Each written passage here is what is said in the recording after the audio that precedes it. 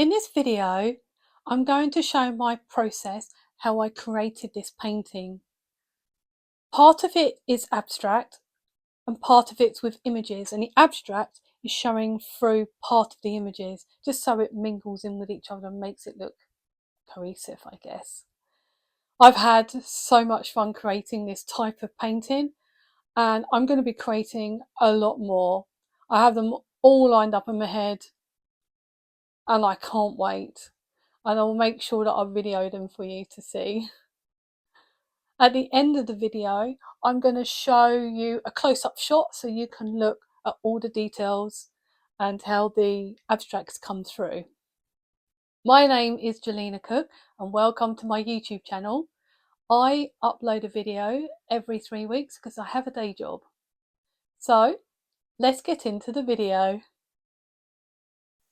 First, I'm going to spray water all over this canvas, and this canvas is 22 inches by 18 inches. I've chosen greens and blues. That's the only plan that I had. And while you're watching me doing this, there's no plan in this at all. I'm just playing.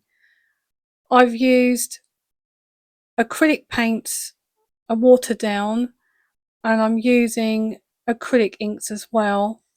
And I'm using different shades of the greens and blues.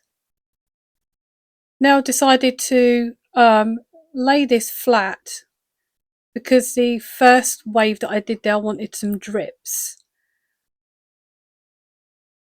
And I'm literally just, as you can tell, I'm just throwing the colour down and then spray some more water on it just so I can move it around.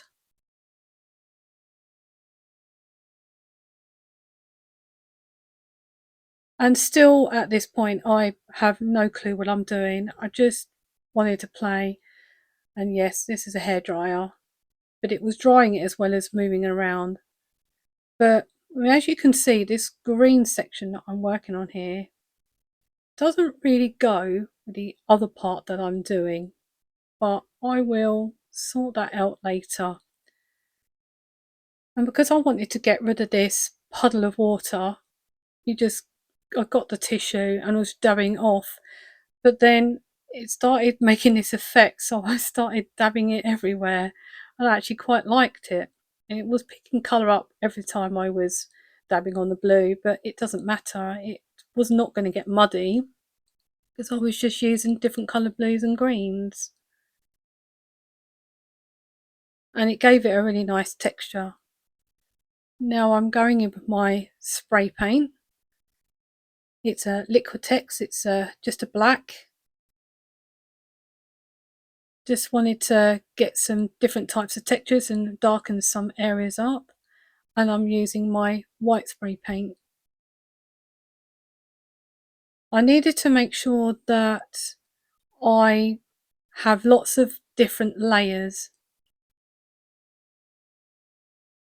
and hopefully the layer before that will show through the next layer and so on, and it just gives the painting some depth and interest. So now I'm looking at it thinking, right, what am I going to do next? And turned it around and I thought, that's better. I actually prefer it this way up. So what am I going to do? So now I've got some open acrylics, still watered down, some thin layers of paint. And I'm just going in and I thought, okay, I'm going to put some blues up here. Still no idea what I'm doing. Make some different marks so it's not too blendy. Definitely got some phthalo blue going in here. A nice staining colour. Just going how I feel. Let's just drag the colour down. And put a bit of colour up here because it was looking a little bit too washed out when I put the spray paint on. But it was starting to look a bit like a forest, like in the distance. So in this side, I thought I'm going to put a little sky and cloud effect on this side, like a resting space for your eyes. And now I'm going to use my left hand, which is because I'm right-handed, it's my less dominant hand. I do that quite a lot anyway, because you can definitely get some interesting marks when you're not using your dominant hand. And I did wait for the paint to dry a bit in different layers. I did mention that I was using acrylics all the way. And I was just using a semi-transparent white.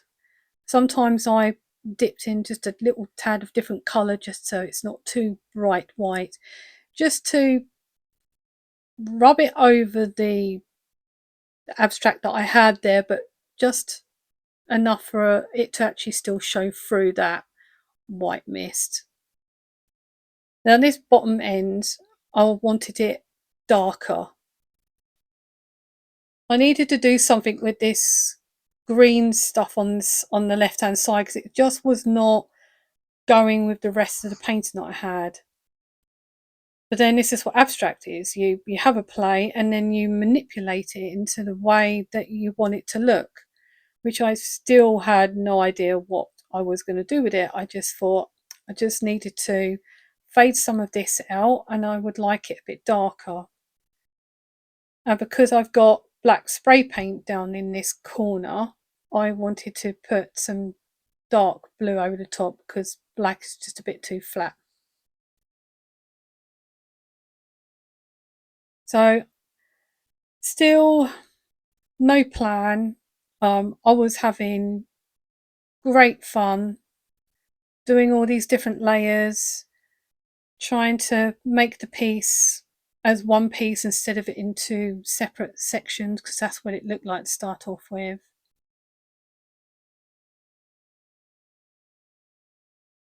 I don't remember how many layers I did, but then what I did is I took a photograph of the abstract that I had left and I put it in my iPad on an app called Procreate. And for those people that don't know what Procreate is, it's like a drawing app where you can do painting and drawings on it. It's a lot like Photoshop for those people that know Photoshop. But I find Photoshop a bit too complicated for me and I prefer to use it on my iPad. And I have the iPencil, if that's what you call it. iPencil. Apple Pencil, that's it. And I imported some images from a free copyright site, Pixabay I used, and I played with those images and faded some of them out because I didn't want to have an image stuck on top of an abstract so they look like two separate things. I was looking to have the images blend into the abstract but not completely. Some of it where you can see it's separate and then the rest of it is blended in, so it's a whole one image and it looks cohesive, if you understand what I'm trying to say. So I'm trying to, this section here, I went over it so many times, got really stuck on this triangle shape, you'll see later. But I like painting trees, so I had to put a tree in this. But I didn't want the tree in the foreground. I wanted it to try and look like it was in the middle ground. So the abstract at the back is the foreground in the distance, and I want the tree in the middle, and then everything else I was painting, I wanted it in the foreground. I do go back to the tree later because I like to darken it up, and some of the green on the front there, I light it up a bit as well. But it's just nice to just move around the painting so I don't get bored too quickly. So I decided to make it a forest effect. And because I used greens and blues, I look at the complementary colour, which is red, and I thought, you know what, I'm going to put a parrot in it. The parrot is going to be red, yellow and blue. And red is my favourite colour anyway. And I've never drawn or painted a parrot ever. So this is my very first parrot. And I had this image sitting on this bark or a tree, but I wanted the bottom branch of that tree to blend into the abstract, which is why I'm not completing it from on the bottom. And part of the parrot, the part that I'm painting now, I wanted that to be part of the abstract as well, but the head and the shoulders, I wanted it to stick out, so I needed to make sure that it's got lots of detail on it so it comes forward. I always paint in blocks, so I'm blocking the parrot in, but I'm painting it in the darkest colour that I see through the feathers. I've never painted feathers either. So this is all of a first for me of abstract. This is my second abstract ever. My first abstract, I will link it in the video at the end. But my very first one was more like a doodle abstract. Well, this one I've got an image on it. So I'm just trying different things at the moment, see what I really like and enjoy doing. So I'm really putting in those darker colours first, blocking the parrot in, and also it's just so it puts it in the picture for me so I can then play with it. You can see that there's some white lines that I've drawn on there, and what I did with that is I drew my image on a paper, like cartridge paper, like very large cartridge paper, and then so I could rub it out and play with it and do what I like with it. And then I transferred it onto my canvas. I'm like, how am I going to get it on the canvas? And I used trace down, which is I've got a white one, which is what you can see here, and I have one with graphite on it. So I used the white one because that's what I seem to use. Some of it showed up easier in the darker areas, but you can see where the parrot's head is, it's actually quite difficult to see the white lines, but I could see where they were close up, so it was all right. That's all I needed to do. I'm still blocking in, as you can see. There's no details yet. Just wanted to get those colours in and get them blocked in. And I know it looks a bit dull, but that's because it's the underpainting of this. But I didn't want to make the parrot realistic like a photograph, because I wanted to make sure that it still looked like a painting, that it was painted. I wanted to feel free and not pressured in making it look identical, because I just want it to look like a painting, you know. I was still having fun with this. I mean, I did procrastinate for a little while before painting on top of the abstract, because it's like, oh, I've created this abstract, I really like the way it is, and I just didn't want to, I felt like I was destroying it. But when I started putting the images on the top, I was relaxed then and quite happy, and I thought, what was I worried about? So look at these bright reds that I'm putting in. It soon starts to come alive when you put the mid colours in, and then I'll put some lighter colours in as well, just to give it that depth. So you need the darks, middles and the lights.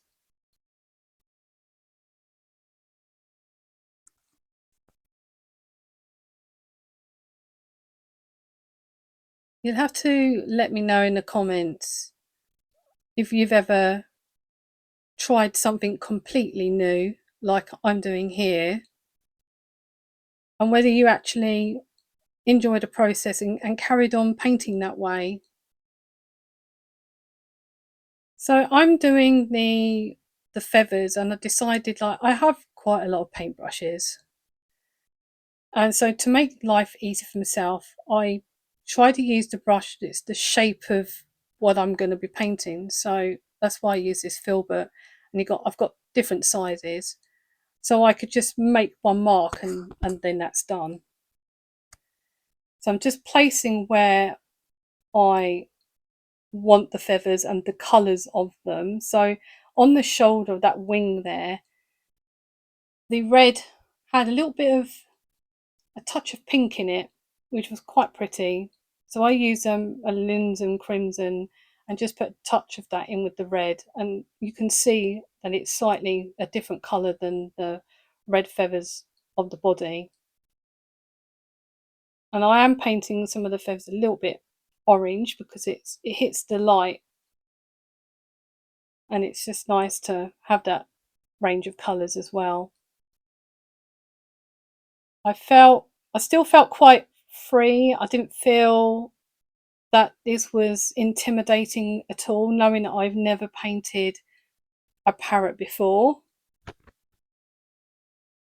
I'm always just going to jump in head first, really. I like to give things a go, and I can't wait to do some more of these type of paintings. I just felt they were so fun. And I know I mentioned that in my intro. And I might probably try some different types of abstracts as well, just just to see what I like doing. Or I might even, by the time I'm finished doing different types of abstracts, I might start taking sections of each style and maybe make one big different type of style, and then that would be my style. And then that's so exciting thinking about that as well. So trying to make the paint a little bit more interesting, knowing that I'm using the blues and the yellows, and this yellow bit still has some greens in it. That's why I put greens under it first, just so some of it can show through. It is starting to look really good now and looking like a parrot. I will go back to the head shortly. I just got carried away getting this section done. I was thinking to myself as I was moving down the parrot, how am I going to blend this into the abstract so it's not like the whole image stuck on top? But I wanted it to start being abstract as the parrot was coming down. So probably halfway down the parrot, past halfway down the parrot, it started looking a bit abstract. So I was getting a bit more free with the brush strokes. But this triangle shape here, yeah, it really bothered me actually. And I think I painted too much over the abstract underneath, but it didn't bother me too much. And I just put some line work in there as if it was like, strands of whatever it is you have in forests. Not leaves, but they have lots of them hanging around. Paint them on, and then I can paint over them with some transparent paint just so it pushes them back a bit. And this green bit at the top here, I thought was a bit of a mistake actually, because now it doesn't really do anything, but I do sort it out. And then me using my left hand again to get some interesting strokes, and because the grass part was going that way anyway, so it was quite nice not having to worry about it looking perfect. It was great fun. And then I needed to blend all that in.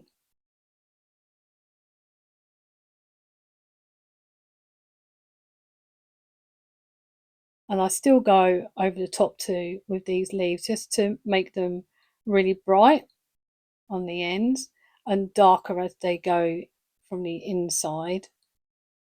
Otherwise it's just going to look too flat. But I always start with a mid colour first, and then I will put the brights on, and then I will darken the areas up, and then I'm happy. And I find that with the acrylics that I use, I can, if I don't like a section, I can just change it quite easily. I mean, I do like painting with my soft pastels. I have pan pastels and pastel pencils. I've made loads of videos on those, and I will be doing some more of those again. But when you use your pastels, you are limited to the tooth of paper. So once the pastel fills the tooth of paper, you can't go over and correct it. You're stuck with what you've got unless you get some what's it called? Rub it off, but not with a rubber. Kneadable razor. Oh God, trying to remember things. Yeah, you just dab it off. But if you want to have a look at some of the work that I did with my pastels, you'll find it in the playlist on my channel. I might even do some abstract with those at some point and see what I can do with those. It's every time you look at a style and you have a go and you try to make it your own, God, it's just endless. You just have all these ideas. You thought, oh, I'm going to use a different media. I'm going to try this. I'm going to do that. And you're not going to find your style until you have a go at everything. Well, that's for me anyway. I've got to go and have a go at everything, see what I can then put together and what I enjoy doing. So for me to push this tree into the middle, I painted some of these in the front. What are they? Big leaves in the front in here, but smaller. I don't know if I got the effect of it look like it's in the middle, but I felt like I did a good job. I mean, I was so happy with this painting. Now I'm going to lay it flat again, because now I'm going to have another play.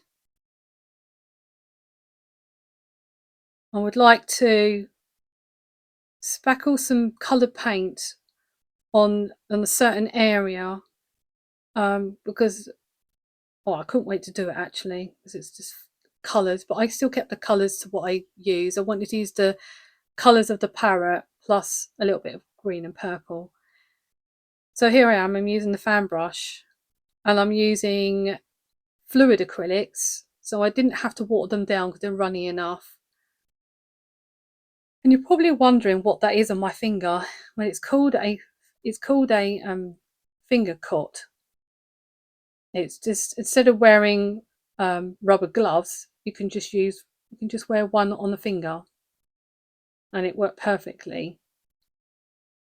So I was just spreading colours everywhere, but I had to make sure I wasn't doing it too much in one mess. And now I need to shape it all, because otherwise it just looks like one big mess to me. Other people might find it different, but not for me. So I wanted to shape it. I wanted to put some real darks in certain areas, dark a lot of areas up, just to make things pop a bit more. And you can already see that I'd already put some highlights on the tree leaves at the front there, but the back I needed it to just sort of fade into the dark area, but not completely, as I've got there. But these tree barks needed to be a lot darker, so that's why I've decided to go over and do this.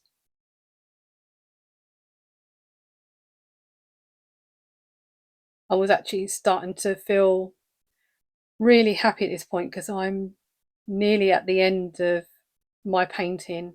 I just really wanted to see what I could tweak.